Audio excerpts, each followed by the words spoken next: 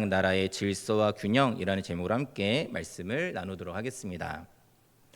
이스라엘 백성의 광야 여정은 새로운 터전을 향해 나가는 발걸음이었습니다.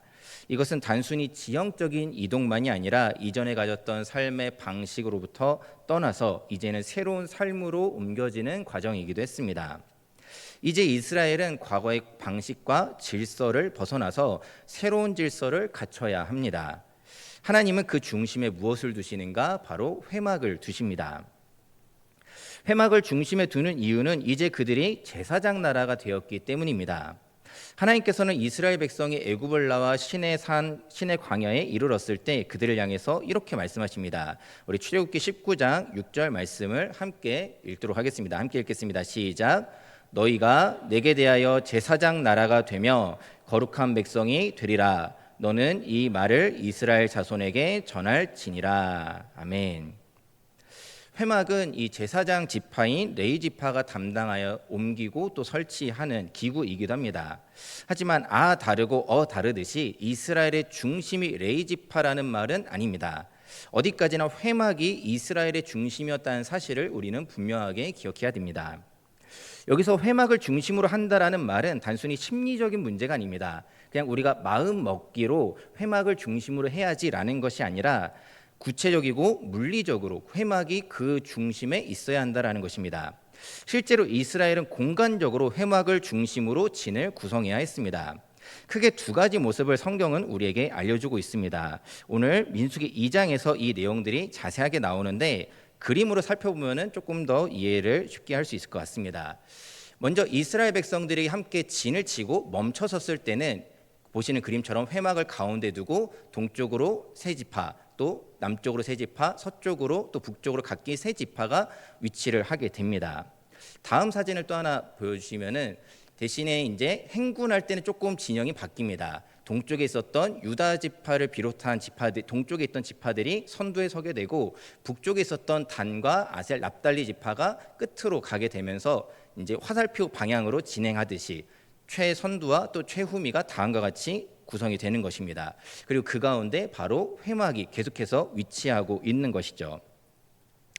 이러한 모습들은 이스라엘이 자체적으로 정한 순서 위치가 아니었습니다.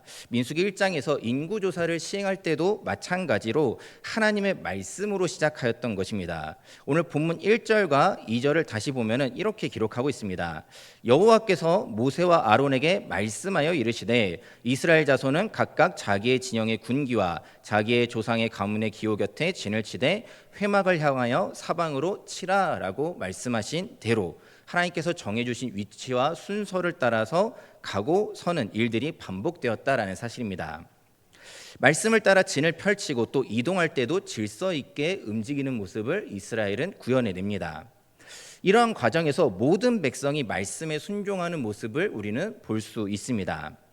그들이 현재 이 광야라는 위험지대에 있다는 점에서 사실 굉장히 놀라운 사실이라고도 할 수 있습니다. 광야는 어떤 곳입니까? 굉장히 많은 다양한 위험이 도사리는 장소이기도 합니다. 그렇게 때에 따라서 우리가 앞서 그림을 살펴보았는데 경우에 따라서는 어떤 위치는 조금 더 위험할 수도 있습니다. 또 어떤 위치는 조금 더 안전할 수 있습니다. 우리가 이런 부분들을 인간적인 생각으로 접근해 보자면은 나도 가운데 안전하게 있고 싶은데 또는 진행할 때 나는 맨 앞에 서고 싶은데 라는 식으로 어떤 인간적인 욕심이나 생각들이 발생할 수 있다라는 것이죠. 하지만 오늘 본문을 보면은 이스라엘 백성들은 그러한 모습을 보이지 않습니다. 어느 지파도 이 일에 하나님의 결정에 이의를 제기하지 않습니다. 어느 지파가 어디를 차지하겠다는 잡음 없이 온전히 하나님의 인도하심을 받고 따라가는 모습을 보여줍니다. 이스라엘 백성은 광야길을 하나님이 세우신 질서를 따라 순종하며 걸어가게 되었던 것입니다. 오늘날 광야 같은 세상을 살아가는 우리도 이와 같아야 할 줄 믿습니다. 이 땅에서 제사장 나라로 살아가는 우리도 하나님이 세우신 질서에 순종하여 하나된 공동체의 모습을 이루어야 할 줄 믿습니다. 오늘 본문을 통해서 하나님이 세우신 질서, 특별히 진영의 모습을 통해서 오늘 우리에게 주시는 이 제사장 나라에 관한 교훈을 함께 나누어 보려고 합니다. 첫 번째로 제사장 나라는 하나님을 삶의 중심에 두어야 합니다. 이스라엘의 지파들은 회막을 중심으로 사방을 둘러싼 형태로 진을 갖춥니다. 그리고 회막에는 레위 지파가 자리를 잡습니다. 레위 지파는 어떤 존재입니까? 이스라엘에서 그들이 어떤 존재인지를 우리가 한번 생각해 볼 필요가 있습니다. 그들은 이 제사장 나라에서 특별히 제사장이라는 역할을 맡은 자들이기도 합니다. 그들이 이 제사장 나라에서 제사장이라는 것은 어떤 의미가 있냐면은 그들이 어떤 존재인지를 보여주는 모범이 되는, 기준이 되는 존재라는 의미를 담고 있습니다. 그렇지만 그들의 어떤 기준이 된다라고 하는 것이 단순히 그들 안에서만 모범이 되어서는 안 됩니다. 이를테면은 하나님께 예배를 드릴 때만 모범이 되어서는 안 됩니다. 레위 지파가 예배를 하나님 앞에 드리는 예배를 진행하지만은 그 예배 가운데만 모범이 되는 것을 하나님께서 말씀하지 않으십니다. 그들의 모든 삶의 전반에서 더 중요한 삶의 모범을 보여야 하는 이들이 바로 레위 지파였다는 사실입니다. 앞서 살핀 진영을 보면은 레위 지파는 여러모로 구별된 위치에 자리를 잡습니다. 진영이 어떻게 바뀌든지 간에 레위 지파는 무조건 가운데에 위치하게 됩니다. 하지만 그렇다고 해서 그들이 다른 지파 백성들과 달리 초월적인 존재가 되었다는 의미가 아닙니다. 그들의 거룩함은 어떤 사람의 초월적인 거룩함을 이야기하는 것이 아닙니다. 그들도 이스라엘 공동체라는 이 사회 안에서 함께 살아가야 하는 존재라는 사실은 변하지 않습니다. 하나님께서 이스라엘을 제사장 나라로 세우셨다라는 말은 이 제사장 역할을 맡을 레위 지파만 중요하다는 의미가 절대로 아닙니다. 제사장 나라로 세우셨다라는 의미는 궁극적으로 모든 백성이, 모든 하나님의 백성이 제사장과 같은 존재임을 의미합니다. 그런 가운데 세워진 제사장이란 그들만의 공동체를 이루라는 것이 아니라 그들만의 어떤 리그를 완성하는 것이 아니라 이 세상에서 제사장으로 어떻게 살아야 하는지를 보여주는 기준이자 모범이 되어야 한다라는 사실입니다. 베드로전서 2장 9절은 이렇게 기록합니다. 우리 말씀을 같이 한번 읽도록 하겠습니다. 같이 읽겠습니다. 시작. 그러나 너희는 택하신 족속이요 왕 같은 제사장들이요 거룩한 나라요 그의 소유가 된 백성이니 이는 너희를 어두운 데서 불러내어 그의 기이한 빛에 들어가게 하시니 아름다운 덕을 선포하게 하려 하심이라. 아멘. 이 말씀은 모든 하나님의 백성에게 주어진 말씀이란 사실을 기억하시기를 바랍니다. 우리 모두가 하나님의 긍휼하심을 얻은 그의 소유된 백성이요 거룩한 나라요 왕 같은 제사장임을 기억하시기를 바랍니다. 하나님께서 우리에게 요구하시는 이 거룩이라는 것은 이러한 것입니다. 하나님께서 우리에게 말씀하시는 거룩은 격리된 거룩이 아닙니다. 세속과 아무런 접점 없이 지키는 거룩이 아니라는 것입니다. 그 안에서 섞이지 않는 것이 바로 참된 구별이요 참된 거룩이라는 사실을 우리는 기억해야 됩니다. 세속적 유혹에 우리가 초연해져서가 아니라 세속적 유혹 속에서도 세상과 다른 선택을 하는 것이 진정한 거룩입니다. 남들이 다 더 큰 부와 명예를 위해 또 권력과 성공을 얻기 위해 선택할 때 유혹을 따라 선택하지 않고 제사장 나라 백성으로서 하나님을 기준으로 선택하는 삶이 진정 거룩한 삶이라는 사실을 우리는 기억해야 됩니다. 회막 중심의 삶이란 이러한 거룩을 향한 삶이라고 할 수 있습니다. 그리고 이것은 궁극적으로 진정한 회막이신 예수 그리스도의 인격을 닮아가는 일로 연결됩니다. 예수님께서 이 땅에 오셨을 때 그분은 세상 희로애락과 물질에 초연하신 분은 아니었습니다. 이 말은 무슨 의미냐면은 예수님께서 세상의 유혹과 어떤 공격 속에서 무감각하게 계시지 않았다는 의미입니다. 히브리서에서도 기록하듯이 모든 일에 우리와 똑같이 시험을 받으신 분이십니다. 예수님에게도 어떤 어려움들은 시험으로 다가왔었다라는 의미입니다. 예수님 무감각하게 어떤 일들을 다 튕겨내는 것이 아니라 때로는 슬픔과 고난과 여러 어려움들 속에서 초연하게 무감각하게 있는 것이 아니라 그 시험을 함께 받으신 분이 바로 우리 예수님이라는 사실입니다. 다만 다른 것이 있었다면 무엇입니까? 그분은 시험 속에서 유혹을 따라 죄를 선택하지 않고 하나님의 영광을 선택하셨다라는 사실이 우리와 다른 점입니다. 회막 중심의 삶이란 회막을 중심으로 한 질서 속에서 균형을 잡기 위한 기준을 세우는 일이라고 할 수 있습니다. 좌로나 우로나 치우치지 않으려면 균형을 잡기 위해서는 기준이 필요합니다. 우리의 삶의 중심은 지금 무엇입니까? 여러분들은 여러분의 삶의 균형을 무엇으로 맞추고 계십니까? 우리 삶의 중심에 우리 주 예수 그리스도가 계신 삶을 살아가는 저와 여러분 되어지기를 소망합니다. 다른 어떤 것이 아니라 이스라엘 백성들이 회막을 중심으로 그 광야 가운데 좌로나 우로나 치우치지 않는 길을 갈 수 있었던 것은 그 회막을 중심으로 균형을 잡았기 때문입니다. 이와 같이 이 광야 같은 세상을 살아가는 우리도 우리 주 하나님을, 우리 주 예수 그리스도를 기준으로 이 땅 가운데 흔들리지 않고 균형 있게 살아갈 수 있는 저와 여러분 될 수 있기를 바랍니다. 두 번째로 제사장 나라는 전진하는 신앙이어야 합니다. 민수기 오늘 2장 2절과 또 17절을 보면은 기호와 기, 곧 깃발에 관한 언급이 나오는 것을 볼 수 있습니다. 이것을 통해서 각 지파에 해당하는 깃발이 있었고 거기에는 각 지파를 상징하는 어떤 기호가 있었던 것으로 보입니다. 학자들은 12지파의 깃발이 당시 대제사장이 입는 흉패에 12개의 보석이 있는데 각기 그것과 비슷한 색깔로 아마 만들지 않았을까 추측하기도 합니다. 성경에서 이 깃발에 대해서 정확하게 그리고 있진 않지만은 이 깃발이 있었고 각 깃발을 통해 지파가 구별되고 그렇게 그들이 이 깃발을 통해 모이고 움직였다라는 사실을 우리가 알 수 있습니다. 진을 펼쳤을 때에도 그 깃발 아래 각기 해당하는 위치에 모여야 하지만은 특별히 이동할 때 광야를 행군할 때 깃발을 앞세워야 했습니다. 민수기 2장 17절은 이것을 이렇게 기록하고 있습니다. 민수기 2장 17절 말씀 같이 읽도록 하겠습니다. 시작. 그 다음에 회막이 레위인의 진영과 함께 모든 진영의 중앙에 있어 행진하되 그들의 진친 순서대로 각 사람은 자기의 위치에서 자기들의 길을 따라 앞으로 행진할지니라. 아멘. 길을 따라 앞으로 행진한다라는 말은 무엇입니까? 깃발을 가장 앞세우고 그 깃발의 뒤를 쫓아간다라는 의미입니다. 여기서 우리는 그들이 깃발을 앞세워서 깃발을 따라 전진했다라는 사실에 주목할 필요가 있습니다. 이것은 얼마 전 이 본문의 시점에서 얼마 전 이스라엘이 보였던 모습과 함께 떠올려 볼 필요가 있습니다. 이스라엘 백성이 이제 출애굽을 한지 오래되지 출애굽 막 했을 당시에 하나님께서 애굽에 10가지 재앙을 내리시고 그 마지막 10번째 재앙을 통해 이스라엘이 애굽을 나왔을 때 그때의 모습을 잠깐 살펴보려고 합니다. 출애굽기 14장 8절을 보면은 이스라엘 백성의 모습을 이렇게 표현하고 있습니다. 우리 같이 한번 읽어보도록 하겠습니다. 시작. 여호와께서 애굽 왕 바로의 마음을 완악하게 하셨으므로 그가 이스라엘 자손의 뒤를 따르니 이스라엘 자손이 담대히 나갔음이라. 아멘.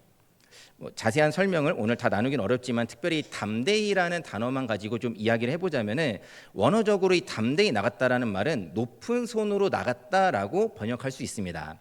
무슨 의미겠습니까? 그들이 손을 들고 나갔다라는 것이죠. 성경에서 이처럼 손을 들었다라는 표현은 주로 어떤 것입니까? 하나님을 찬양하고 자랑하는 모습을 나타낼 때 표현되는 것입니다. 그들은 하나님을 찬양하며 애굽을 나선 이스라엘의 그 모습을 담대한 것으로 우리가 표현하기도 한 것입니다. 그런데 얼마 지나지 않아 그들이 홍해에 막히고 애굽 군대가 쫓아옴을 발견하자 이스라엘 백성들이 어떻게 돌변했습니까? 출애굽기 14장 12절을 보면은 우리가 애굽에서 당신에게 이른 말이 이것이 아니냐 이르기를 우리를 내버려두라 우리가 애굽 사람을 섬길 것이라 하지 아니하더냐라고 합니다. 또 출애굽기 16장 3절에서는 이스라엘이 먹을 것이 없을 때 또 어떤 이야기를 합니까? 애굽 땅에서 고기 가마 곁에 앉아 있던 때와 떡을 배불리 먹던 때에 여호와의 손에 죽었더라면 좋았겠다라는 식으로 이야기를 합니다. 어려움 앞에서 이스라엘 백성이 보이는 모습은 어떤 모습이냐? 그들은 뒷걸음질 치는 모습을 보였다라고 할 수 있습니다. 그들은 계속해서 앞으로 나아가기보다 뒤로 향하는 자신들의 이전에 있었던 마치 죄에 속박되었던 우리 인생과 같은 그 모습처럼 애굽의 노예였던 그 삶으로 뒷걸음질 치려고 했었다라는 것입니다. 그러면서 어떤 일들을 또 경험하게 됩니까? 과거가 미화되는 일들 또한 발생합니다.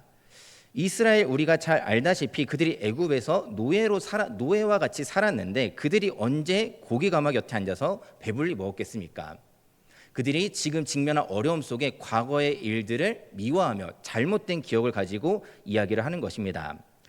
문제는 단지 과거가 미화되는 일로 끝나지 않았다라는 사실입니다. 그러면서 뒷걸음질 치는 일이 진짜 문제입니다.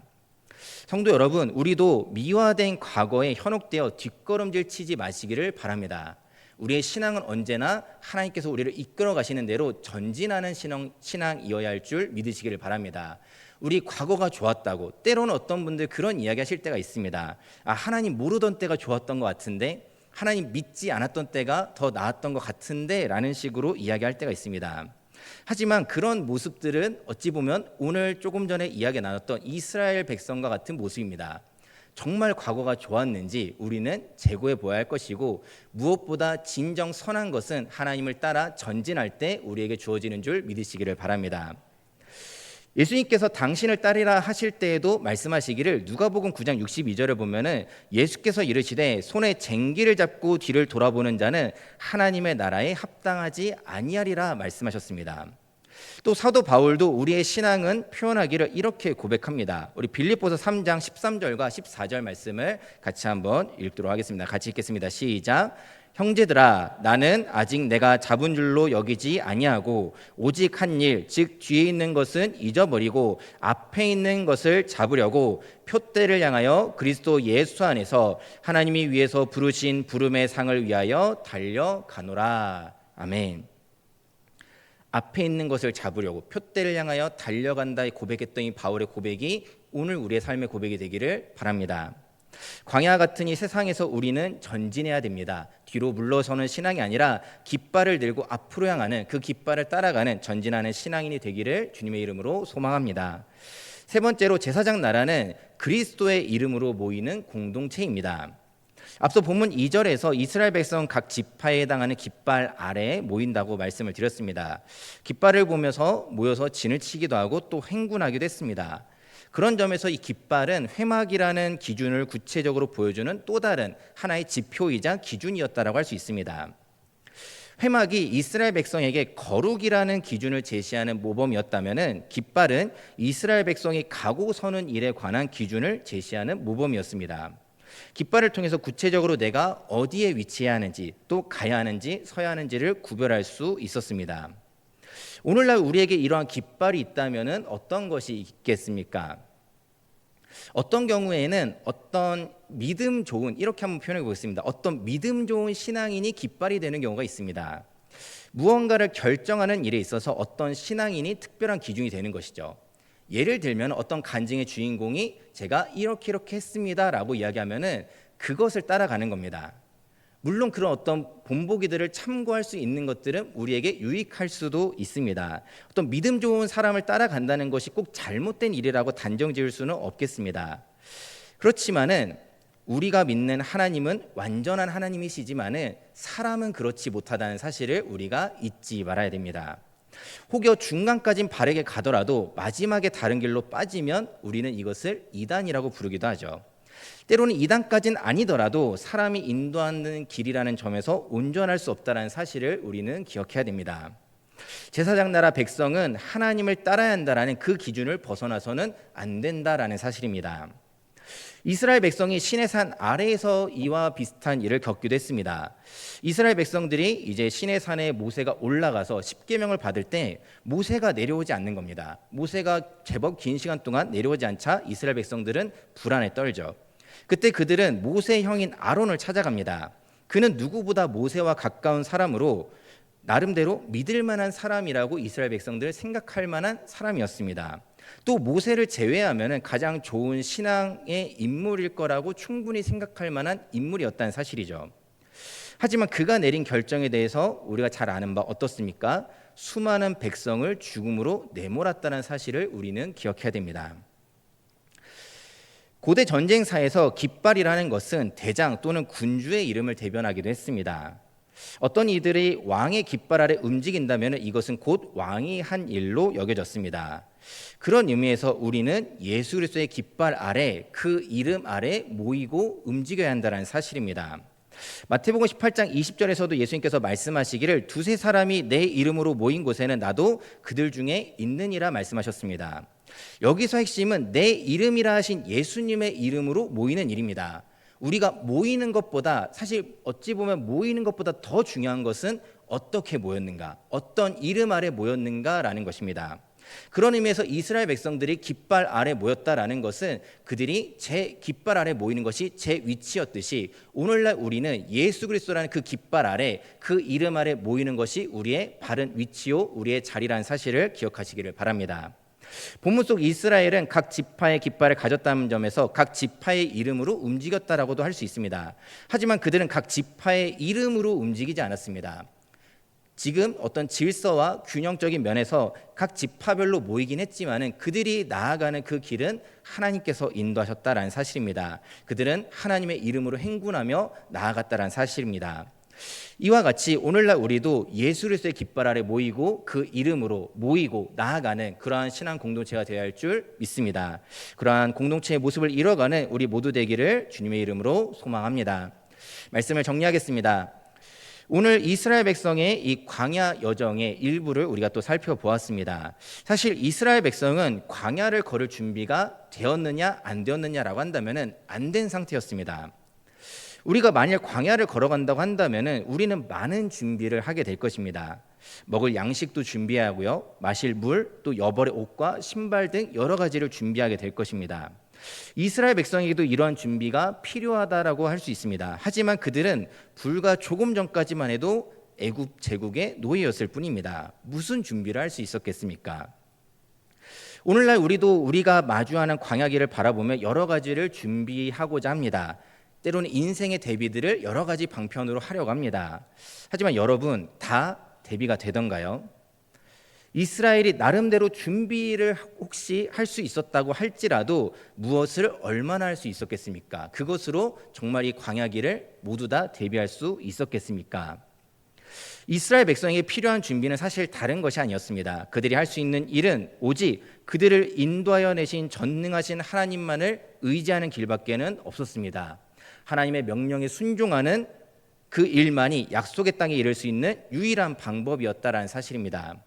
그런 의미에서 이스라엘 백성에게 필요했던 것은 다른 것이 아닙니다. 바로 믿음이요 순종이었다는 사실을 우리는 기억해야 됩니다.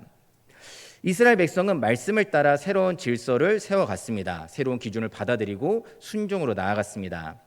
오늘날 우리도 마찬가지입니다. 이 광야 같은 세상에서 우리에게 가장 필요한 것은 여전히 믿음이요 순종이라는 사실을 기억하시길 바랍니다. 내가 준비한 어떤 인생의 대비들, 그것보다 더 앞서서 우리가 준비해야 되는 것은 전능하신 하나님을 따르는 그 믿음이 우리에게 가장 먼저 준비되어야 할 줄 믿으시기를 바랍니다. 우리를 인도하시는 전능하신 하나님을 믿는 믿음만이 가장 중요한 준비라는 사실을 기억하시기를 바랍니다. 광야에서도 길을 내시며 당신의 백성을 신실하게 인도하시는 하나님을 믿으시기를 바랍니다. 그러기 위해서 이스라엘 백성이 회막을 중심으로 모이고 또 전진했듯이 하나님이 중심인 저와 여러분 되어지기를 소망합니다. 깃발을 따라서 가고 서기를 반복했던 이스라엘처럼 예수 그리스도의 이름 아래 모여 함께 움직이는 우리 교회 되어지기를 소망합니다. 우리를 흔드는 이 세상 속에서 이스라엘이 회막을 중심으로 질서를 세우고 균형을 잡았듯이 하나님을 중심으로 균형을 잡아가는 삶이 되기를 바랍니다. 그리하여 예수의 이름으로 함께하며 주의 손과 발 되어서 또 주의 군사 되어서 이 땅을 향해 나가는 우리 모든 서울 삼강교회 성도 여러분 되시기를 주님의 이름으로 축원드립니다.